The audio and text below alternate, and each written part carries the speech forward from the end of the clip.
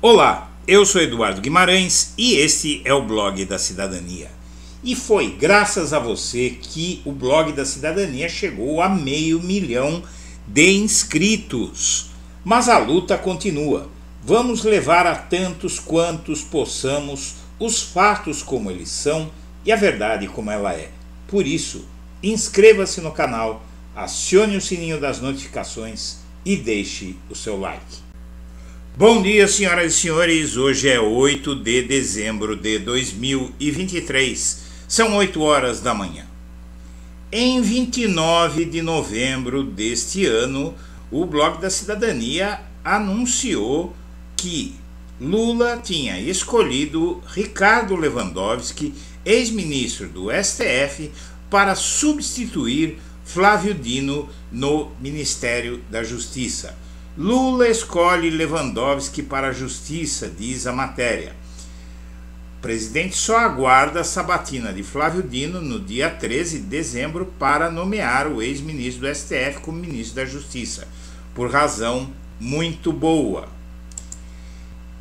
Em 2 de dezembro, voltamos a informar que o governo via Lewandowski como imbatível ao Ministério da Justiça.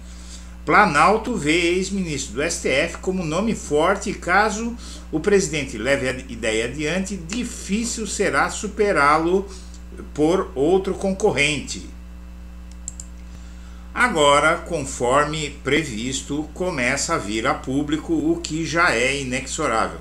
Com a proximidade da sabatina de Flávio Dino na semana que vem, já fica claro quem vai assumir a pasta da Justiça. Muito provavelmente Lewandowski vai assumir em janeiro. É quase certo que ele vai assumir em janeiro. Diz manchete do jornal O Globo hoje. Lewandowski vira favorito para o Ministério da Justiça.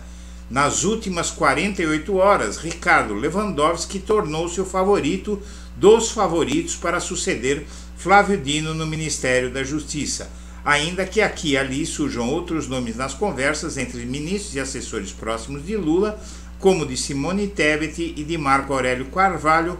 É quase um consenso que o ministro aposentado do STF, indicado à corte, teria o perfil ideal para o cargo. Eu peço a você que reflita comigo. Diz aqui a coluna de Lauro Jardim, do jornal O Globo, que foi nas últimas 48 horas que Ricardo Lewandowski tornou-se o favorito. Porém, se você vier aqui, no dia 29 de novembro, isso já tinha sido dito no Blog da Cidadania. Tá certo? Então, de 29 de novembro até hoje, não são 48 horas, só para contextualizar, né? Preferido do PT para o Ministério da Justiça defende o nome de Ricardo Lewandowski para o cargo. Andaram anunciando por aí que o Marco Aurélio Carvalho, o coordenador do Prerrogativas, que é um grande nome, Marco Aurélio Garcia, perdão, o coordenador do grupo Prerrogativas, não é, que inclusive eu conheço bem, é amigo do Pedro Serrano. Ele e o Pedro Serrano, inclusive, criaram o grupo Prerrogativas. Eles começaram a estudar o grupo Prerrogativas quando eu fui alvo do Sérgio Moro, lá em 2016, quando na verdade eu ainda não era alvo, mas quando eu denunciei que o Lula ia ser alvo da Lava Jato e eu fui ameaçado pela Polícia Federal e pelo Ministério Público lá na Globo News. Eu me reuni com o Pedro Serrano, Marco Aurélio Garcia, lá na casa do Pedro Serrano, e ele na época, ele e o Pedro Serrano já discutiam o Prerrogativa, né, já faziam tratativas do grupo, e o coordenador do Prerrogativas, o Marco Aurélio Carvalho, perdão, Carvalho, não é Garcia, eu falei certo, o Marco Aurélio Carvalho defendeu que o ministro do Supremo Tribunal Federal, Ricardo Lewandowski, sucedesse Flávio Dino no Ministério da Justiça. Deputados do PT têm feito campanha para o Carvalho, seu escolhido, mas o advogado diz que considera que pode colaborar muito mais onde está, no Prerrogativas, E ele diz: nós temos uma opção muito importante que temos que considerar, que é o Ricardo Lewandowski. Não tem dúvida. Gente, olha, eu tive com essa turma já muitas vezes, eu tenho as minhas fontes. Eu garanto para você que o nome do Lewandowski é imbatível. E aí, inclusive, a Gleisi Hoffmann, eu não dava um centavo por essa história de que ela iria para o Ministério da Justiça.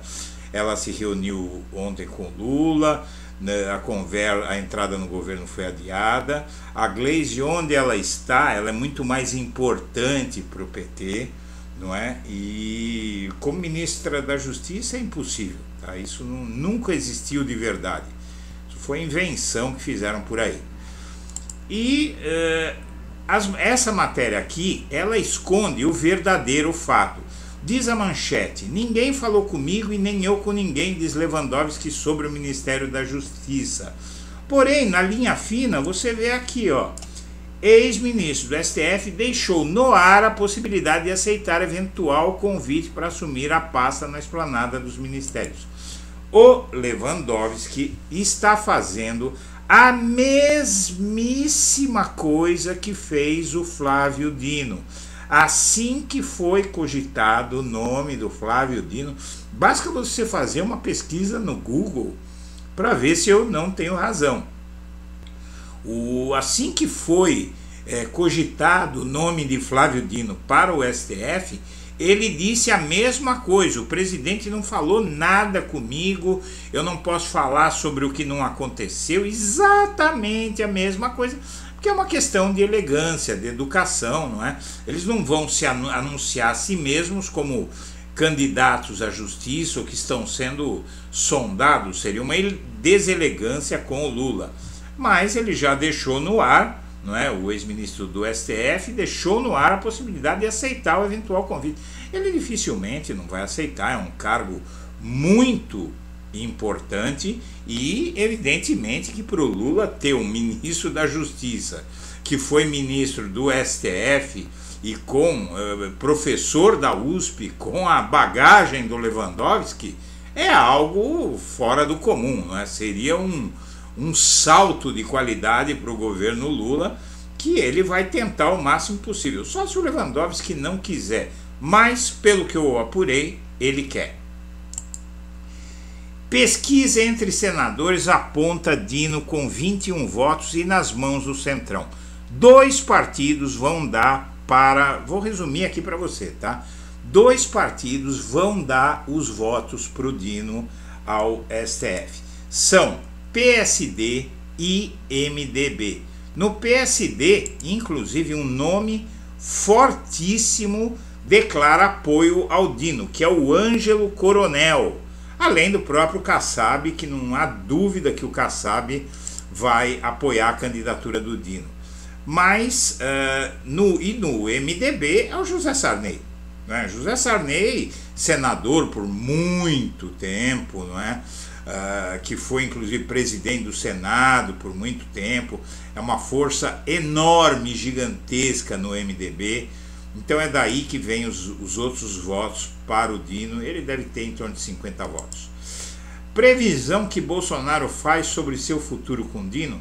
Bolsonaro está dizendo para quem quiser ouvir que com o Dino no STF ele vai ser preso. O Bolsonaro tem feito previsão para lá de pessimista sobre a atuação de Flávio Dino no STF. O ex-presidente afirma, aliados, que está certo que a ida do atual ministro da Justiça para a corte tem o objetivo de reforçar o cerco contra ele.